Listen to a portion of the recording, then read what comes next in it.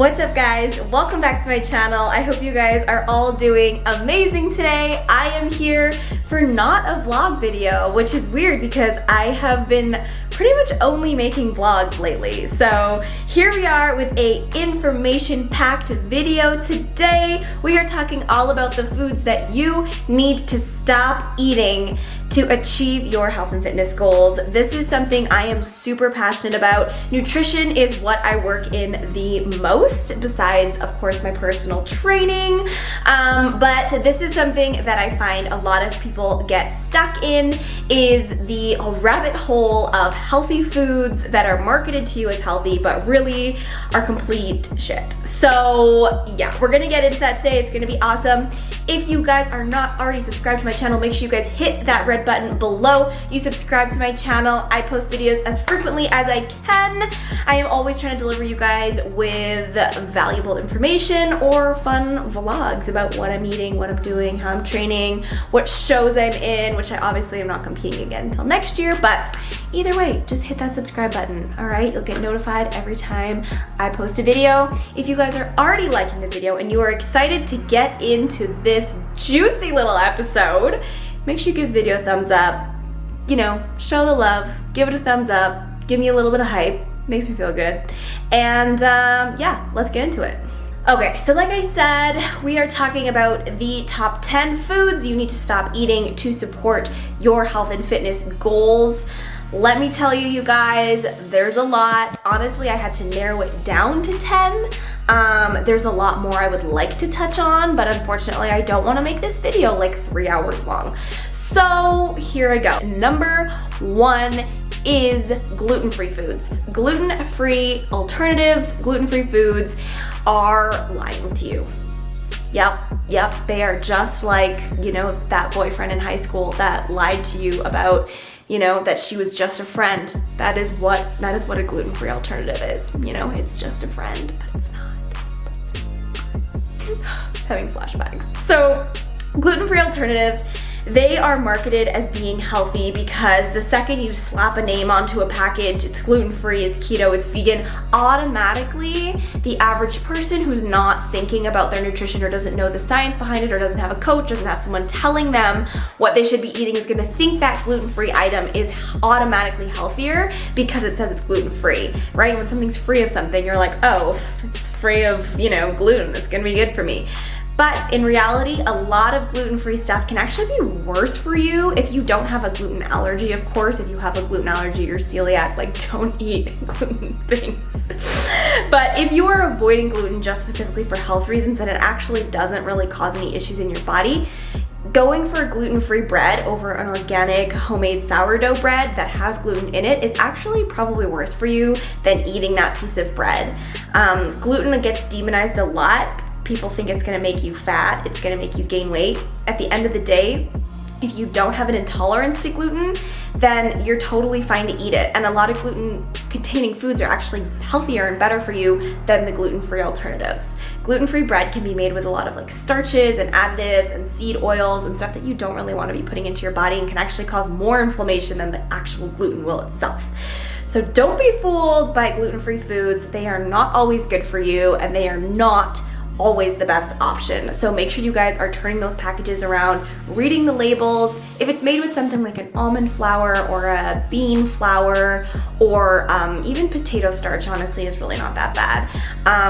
Then, you know, if it's a cleaner ingredient list and it would be, you know, let's say 6 or less ingredients, then it's probably an okay gluten-free product to have. But if it's a gluten-free product and its list is this long and it's got canola oil and palm shortening and God knows what in there, I would probably just put it away and just move on. All right, food number 2 is flavored yogurt. If you turn around the label on a flavored yogurt and you see actually how much sugar is in there, I've seen some labels that in 1 cup of flavored yogurt, there's like 30 grams of sugar. Like you might as well go like eat a chocolate bar or drink a pop. And it's like, you know, I get it. People think if you're having a strawberry flavored yogurt, you're like, oh, it's so healthy. It's like strawberries and it's yogurt. It's so good. It's going to be amazing. You're better off buying a plain Greek yogurt that is 0%, 2%, whatever there is there, and adding your own fruit to it and your own sweetener to it. That way you can control how much sugar is in it. You can control where and what kind of fruits you're putting in it as well, because you don't also know what kind of strawberries, you know, they're putting in that. Most of the time it's probably not real strawberries, I'll tell you that. And the colors and the dyes to make strawberry yogurt that beautiful pink color you see. So flavored yogurts, gotta go. So much sugar. They're like eating ice cream basically. So when you are buying yogurt, opt for a plain Greek. I love Skyr yogurt. That's my personal favorite. It's lower in sugar and higher in protein. I usually buy the 0% plain Siggy's yogurt. You can buy that at most grocery stores. And it's a great option to add to top your pancakes, or you can add your own fruit, your own honey onto the yogurt and create your own flavored yogurt that's a lot better for you. Okay, number 3 is granola bars. From somebody that used to work in the packaged food industry, Food Glow was my previous company, and we made prepackaged protein donuts. I have learned a lot about the packaged food industry, and I've also learned how many people eat granola bars and think that they are a good snack option. Granola bars, again, like the flavored yogurt, they are a sugar bomb and seed oil bomb. They're filled with honey, with, oh my God, what's that stuff? Corn syrup, and they've got canola oil and like seed shortening palm, whatever the hell that is that you just know, okay? And then they've got the nuts, and then they've got the dried fruit, which is just what's coming, that's coming on my list. And chocolate chips, and then the ones that are yogurt dipped, which is like not real yogurt at all, and you are getting 0 probiotics from it. It's just a huge marketing scheme, is basically what it is. Granola bars are not good for you, and it's a great option if you are, you know, starving, or if you're climbing a mountain all day and you need, you know, a big carb bomb. Go for it. There are a lot of brands that are making cleaner granola bars out there. But as an alternative for an everyday snack, that's something that's healthy, you're better off opting for fresh vegetables or something more protein-based, like a super clean protein bar or a scoop of protein powder, you know. And the scoop of protein powder or a boiled egg or something. Like, there are so many better snack options out there that have protein in them that are going to help boost your metabolism and at the end of the day contribute to your weight loss and muscle building goals. All right, number 4, I think this is number 4. This is number 4, are pre-packaged oatmeals. This is one I see a lot of my clients get stuck in this trap, is buying pre-packaged oatmeals that are flavored, or they have like extra seeds and shit added to them. Those, again, just like the granola bars, can pack a lot of added sugar that we don't need to be adding into our bodies. It is so much easier, you guys, to just buy a big bag of plain rolled oats. I love the 1 Degree sprouted rolled oats. They take a little bit longer to cook, but they're sprouted, so they're a lot easier on your digestive system. And they're also certified gluten-free, so if gluten is a problem for you and causes bloating or causes any sort of acne or physical problems for you, then at least you know they are certified gluten-free, and they're sprouted. Again, good for the digestive system. So it's so easy. Just buy some of those, add protein powder to them, add your own sweetener, add your own berries, top it with the Greek yogurt I told you to buy already. But stay away from those little packages, because there can be so many additives in there that you just really don't know what's going on in there, and it can cause like low-level inflammation in your body without you even knowing. Okay, number 5 is packaged nuts. Yeah, if your nuts are in a bag, it's not good. If you have roasted nuts, nobody likes warm nuts. Nobody likes warm nuts, okay? So, sorry, I had to make a nut joke. But packaged nuts, you guys, seriously, the salted ones, the roasted ones, majority of roasted nuts are roasted in peanut oil, which is highly, highly inflammatory. And you know how I feel about inflammatory oils. We do not need that, okay? No to PUFAs, none of it, okay? So, yeah, packaged nuts, roasted in peanut oil, canola oil, palm oil, all the shit we don't need. And they are salted with very, very low quality salt and definitely way too much of it. So stay away from those packaged nuts or even the ones that have sweeteners on them, like the sugar, and just, it's lying to you. Just buy some raw nuts. You can, raw nuts. You can roast them yourself in the oven. It literally takes like 5 to 8 minutes at like 400 degrees to get a roasted nut in the oven. You can sprinkle it with your own pink sea salt. You can spray them with avocado oil. It is a little bit of an extra step to save you a lot of inflammation and a lot of calories. Packaged nuts are like a calorie bomb. I'll let people tell me, oh, I had packaged nuts as a snack today, or I had a handful of nuts. A handful of nuts can be almost up to 400 calories, depending how big of a handful you have. And I don't know if it's just me, but nuts like literally don't fill me up. Like I could sit there and eat like an entire Costco container of nuts and be like, what's next? So yeah, stay away from those packaged nuts, you guys. They are a calorie bomb, they're a seed oil bomb, and they also have a really high chance of being moldy. And mold toxins are another thing that can cause low level inflammation in your body that we do not need. So, no. Okay, this is another one that just gets me like, just feeling some type of way. Dried fruits and trail mixes, okay? There's a reason it's called trail mix, okay? So it's meant for if you're on a mountain, you're climbing that shit all day and you need easy, accessible calories. Trail mix for the everyday person who's maybe sitting at their desk, who's not super active, or even if you are an active person but you're not moving all day, like nobody needs to eat trail mix. A handful of trail mix can be like 280 calories, which is like half of a meal, which is like crazy because it doesn't fill you up the same as it does. And same with the dried fruits. Like why are we drying fruit? Like who decided that wet fruit was bad? I think everyone loves wet fruit. Why are we drying fruit, you guys? Why are we drying fruit? Please, can someone just like, who decided dried fruit was a cool thing? I didn't. It's definitely not me. I used to love dried apricots when I was little, I will say that. But it's just like, drying fruit is just so unnecessary. Eat the whole fruit, okay? Get the juices contain vitamins and minerals. Get the vitamins and minerals, have them with a side of peanut butter, or if you want some raw nuts. Like we don't need to dry it, cover it in peanut oil and salt and sugar and put it in a bag and then tell you it's healthy. The whole food is a lot better for you than a trail mix, or a dried fruit for that matter. So yeah, stay away from those dried fruits. Eat some real damn fruit and some raw nuts, and you'll be chilling.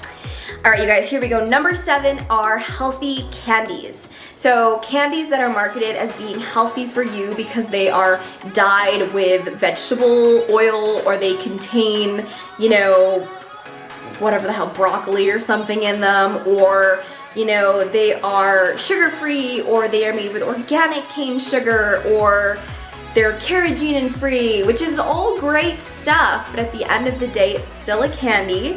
It still serves the same purpose that a candy does by adding basically empty calories into your diet. If you want something sweet like that, opt for something like fruit, or make a homemade muffin that's sweet.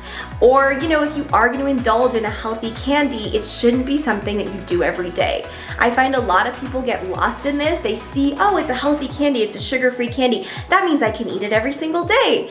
But really, those candies should be treated the same way that normal candy would, that it's a treat, it's something that you eat once in a while. And honestly, if you are gonna do it, like there's certain candies out there that are marketed as being healthy, and realistically, you're better off just giving yourself a treat once a week and actually buying the real damn candy than having a fake candy that is made with fiber and a bunch of weird other stuff, than just having the plain candy, fulfilling your cravings, and stop lying to yourself that you actually think the healthy candy tastes good. So healthy candies need to go. They are still a candy. They still need to be treated like a candy. They are not a snack. They are not a snack. No. All right, guys, here we are. Number 8 is low-fat products. The diet industry is just a juicy one, isn't it? Since what, 70s, 80s, low-fat diets have been a super hot commodity, and it's actually quite interesting because ever since the food guide told people to avoid high-fat foods for cholesterol reasons and to incorporate more whole grains into their diet, the rates of heart disease, obesity, diabetes actually skyrocketed in America. So basically, you know, we could get into this. Of course, you know, there's a lot of research around this, but and a lot of opinions about this I'm not going to share on my social channels because the opinions are my own. I will not put them on anyone else. But it is true that ever since the food guide promoted low-fat products or things like margarine or things like low-fat yogurt, low-fat, oh my God, cheese, like low-fat, anything like that, the rates of disease actually increased, which shows us that obviously having items that are low-fat are not good for us, because what they do is they take out the fat and they add in more sugar because it still makes it taste good. Fat not only is great for your hormones and for overall just like production of like conducting like nerve signals in your body and all that kind of stuff, but it also makes things really palatable, right? Like fat gives you that mouthfeel. That's why when you go out for dinner, it's so much yummier than when you make it at home, because there's a lot more fat in those foods. So in order for them to make them taste good, they need to hit another pleasure center, which is sugar. So if there's no fat, then there's got to be some sugar. So generally low-fat products are really, yes, they're lower in calorie, which is great if you're on like a really extreme weight loss diet. But at the end of the day, you're better eating less of the higher fat foods and opting away from the low-fat foods. Like margarine is just like, please stop eating margarine. Everybody who eats margarine, just stop. So bad for you. But when it comes to zero, like I will definitely say I do eat like 0% yogurts and stuff like that. As long as there is no added sugar in it, you're cool to eat stuff like that. But when I'm saying like low fat foods, I mean like the low fat like cereals or low fat butter, like low fat cream cheese, low fat things like that.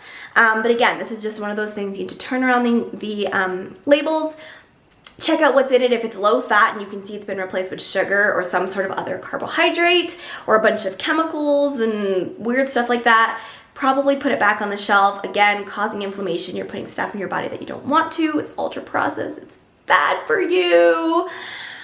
But, you know, if it comes to things like a 0% yogurt or really that's the only low-fat thing I guess I eat because it's kind of like the most common, then you should be fine. But yeah, just watch out for those low-fat items. Number 9 is Beyond Meat products or vegan alternatives.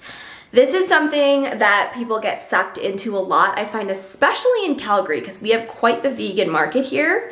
And there's tons of foods out there that are vegan this, vegan that, and really at the end of the day, all they did was take out the animal products, but they're still full with, you know, the grains, the inflammatory oils, and sugar, and other weird stuff. Like I actually have never investigated what is in an egg replacer, but like it terrifies me to know what that's made out of, because it's not a whole food, right? So vegan alternatives, yes, can be really great sometimes because they're generally more vegetable focused or they are more whole food focused. Like if you go to a restaurant, sometimes like the vegan option is actually quite healthy.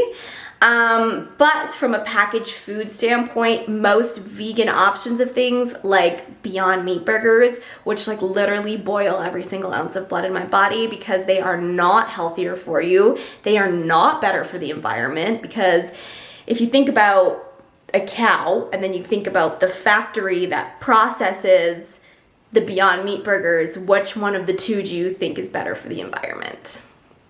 Just throwing that one out there. I love all my vegans, but I hate that argument because a packaged food probably has more effect on the environment in a negative way than a cow does, a grass-fed one at that also. So yeah, vegan products, some of them can be really great, some of them can be really healthy, but you gotta watch out for the ultra processed ones. All right, you guys, here we are. This is the last one. Number 10 is vegetable oils. So I have basically been ripping apart vegetable oils for this entire video because they are in everything that is terrible for you. But when it comes to actually just the vegetable oil in general, like you're cooking with vegetable oil or you fry things in vegetable oil is so bad for you. I will link below some videos to watch about actually how dangerous vegetable oil is for your body. The inflammation that causes in your body is absolutely ridiculous. It's caused so much disease and so much problem in the world, and it's a super cheap alternative to quality oils, but in terms of your body and your overall health, it's very expensive for your body to handle because your body doesn't like them. They're super, super refined. They're hydrogenated. They've got all kinds of shit going on in them. They are so bad for you. So if you could pick one thing from this video to stay away from, it would be seed oils. And I guarantee you everything in your life will also probably fall into place because you'll stop eating all packaged food because there is some sort of seed oil in all packaged foods. So there are some exceptions to these things. Non-GMO sunflower oil is one of the seed oils that I will give a pass to because unfortunately it has to be used in certain products like supplements, which I do sell, as an emulsifier, but I do make sure that it is non-GMO because that is very important. It's not genetically modified, which does change the composition of it a little bit. So that would be the only exception I would say is the non-GMO sunflower oils. Those I can find a pass for, but if you're eating them in copious amounts, it's still not good for you. So stay away from those seed oils, and I guarantee you're also gonna probably stay away from half of the stuff on this list today. So yeah, no seed oils. That includes canola, palm, sunflower, safflower oil. There's a whole list. Again, I'll link some things below for you guys to check out on seed oils. It's really quite scary how they have taken over the big food world and caused a lot of havoc on people's health. So do yourself a favor, stay away from that. And yeah, so all in all, you guys, stay away from those packaged foods. Write down some of the stuff that I told you in this video that you should be staying away from. Try and incorporate that into your diet, and I guarantee you it will help with your health and fitness results because at the end of the day, like I said, we are from the earth and we need to be fueling our body with things that come from the earth so that we can get those minerals back into our bodies so that we can grow and flourish and thrive. On that note, thank you guys so much for watching today's video. Again, if you liked it, please make sure you give it a thumbs up. Subscribe to my channel if you are new. If you guys are interested in applying for my 6-week transformation program, click the link below in the description to apply for your transformation today. I am always helping women lose body fat, build muscle, and not sacrifice the foods that you love. You can eat pizza, you can eat cookies, you can eat brownies made out of whole food items. You do not have to sacrifice the things that you love. You do not have to starve to achieve your goals. So go check that link in my bio, apply for coaching. It's time for your comeback. I want you to glow brighter than you did yesterday. Have a great rest of your day. Mwah! And I'll catch you guys in the next one.